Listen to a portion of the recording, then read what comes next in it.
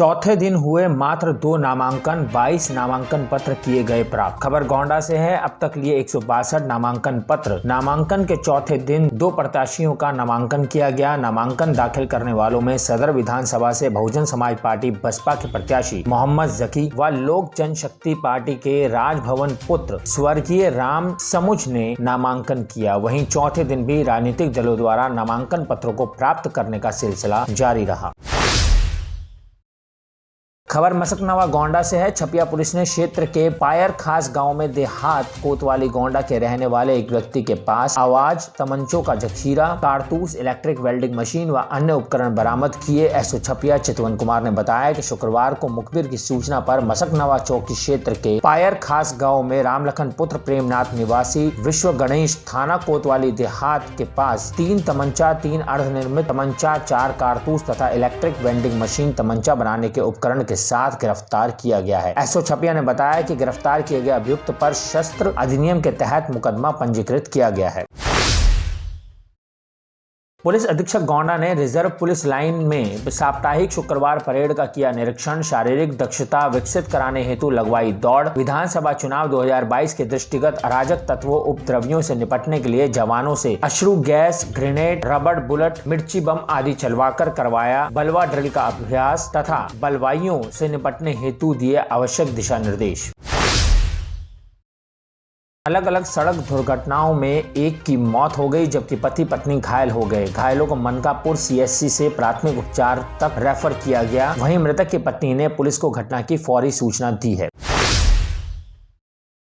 गुरुवार की रात 9:15 पर बिजली गिरने से एक आम का पेड़ बीच से फट गया और समीप में ही रह रही एक महिला बेहोश हो गई। कटरा थाना क्षेत्र के ग्राम पंचायत बनगांव के मजरा खपरेल गांव के समीप एक आम के पेड़ पर देर रात बिजली गिरने से आम का पेड़ बीच से फट गया व समीप में ही घर बना कर रह रहे लल्लन चौहान की पुत्री रजनी उम्र करीब 30 वर्ष बेहोश हो गई। रजनी को एक निजी चिकित्सक के यहाँ इलाज के लिए ले जाया गया, जहाँ इलाज के बाद उसकी हालत अब सामान्य है।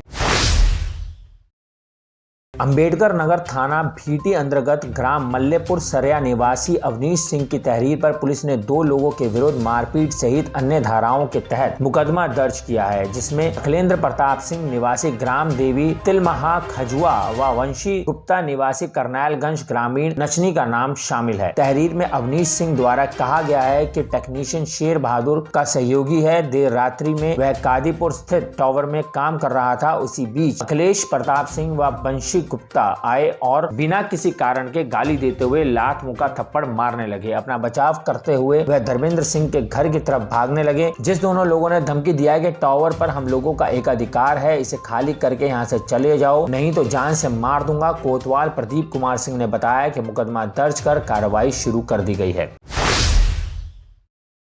कुएं में गिर के किसान की हुई मौत। खबर मुझैना से है। फसल की रखवाली करने गए किसान की कुएं में गिरने से मौत हो गई। पुलिस ने शव को पोस्टमार्टम के लिए भेजा है। थाना क्षेत्र के महनौन गांव के रहने वाले उमा शंकर ने पुलिस को सूचित किया कि उनके भाई रामशंकर 2 फरवरी की रात को छुट्टा पशुओं से अपनी फसल को बचाने के लिए खेत की रखवाली करने गए थे। इसी बीच सांड ने पीछा कर लिया। बचने के लिए वे भागे, जिससे वे कुएं में गिरकर उनकी मौत हो गई। सूचना पर पहुंची पुलिस ने शव को कब्जे में लेकर पंचनामा भरकर पोस्टमार्टम के लिए भेज दिया है। थाना अध्यक्ष शेषमणि पांडे ने बताया कि शव का पोस्टमार्टम कराया जा रहा है।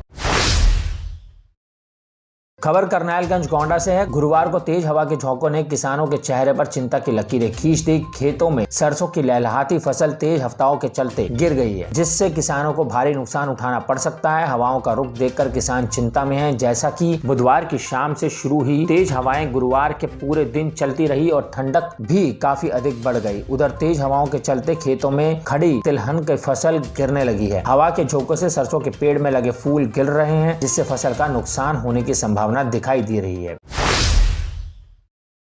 खबर लखनऊ से। ओवैसी के काफिले पर फायरिंग का मामला। आरोपियों के मुताबिक 2013-14 में राम मंदिर पर दिए गए ओवैसी के बयानों से आहत थे। आरोपी गौतम बुद्ध नगर के सचिन और सहारनपुर के शुभम को गिरफ्तार किया गया है। सचिन से 9 mm की एक अवैध पिस्टल बरामद हुई है। एक गाड़ी भी बरामद है। AIMIM अध्यक्ष असुद्दीन ओवैसी की गाड़ी पर गोली चलाने वाले दोनों आरोपियों को भेजा गया जेल। विधानसभा चुनाव को लेकर चल रहे नामांकन प्रक्रिया के चौथे दिन गोसाईगंज के सपा प्रत्याशी के बाद बीकापुर से बसपा प्रत्याशी सुनील पाठक ने 2 सीटों से नामांकन दाखिल करने के साथ उन्होंने बसपा की सरकार बनने का दावा भी किया। उन्होंने कहा कि बहुजन समाज पार्टी रोजगार, विकास व कानून व्यवस्था के अलावा जनहित के मुद्दों को लेकर चुनाव लड़ रही है। उन्होंने कहा कि पिछले 5 सालों की भाजपा शासनकाल में भय, भ्रष्टाचार व खराब कानून व्यवस्था से आम जनमानस पूरी तरह से त्रस्त हो चुकी है। उन्होंने कहा कि उत्तर प्रदेश की जनता बसपा की ओर देख रही है क्योंकि बसपा शासनकाल में उत्तर प्रदेश में कानून का राज था। उन्होंने कहा कि इस बार प्रदेश की जनता बसपा को जनाधार देकर बसपा की सरकार बनाएगी।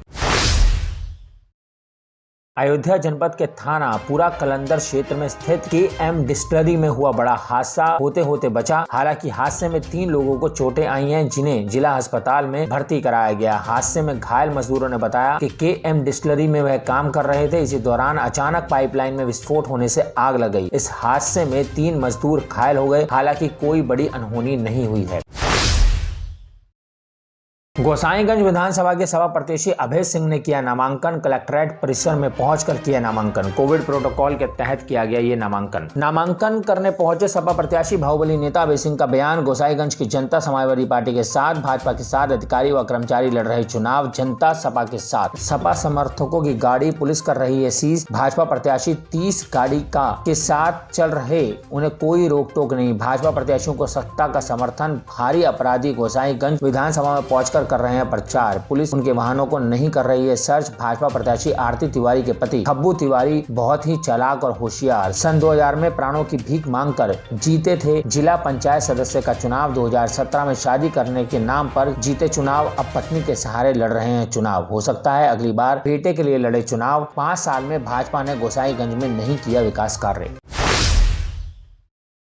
अयोध्या जनपद के ग्रामीण क्षेत्र में देर रात आए चक्रवात से भारी नुकसान। ट्यूबवेल पर सो रहे अधेड़ पर देर रात गिरा पेड़ गिरने से हुई मौत। इनायत नगर थाना क्षेत्र के बरियारपुर गांव की घटना। दर्जनों छप्परनुमा घर हुए धराशायी। टीन शेड उड़कर गिरे दूर। ऐसी और भी रोचक और दिलचस्प खबरें जानने के लिए आप विजिट कर सकते हैं हमारी वेबसाइट www.prsdnews.in। लिंक डिस्क्रिप्शन में दिया हुआ है। अभी जाएं और विजिट करें हमारी वेबसाइट www.prsdnews.in।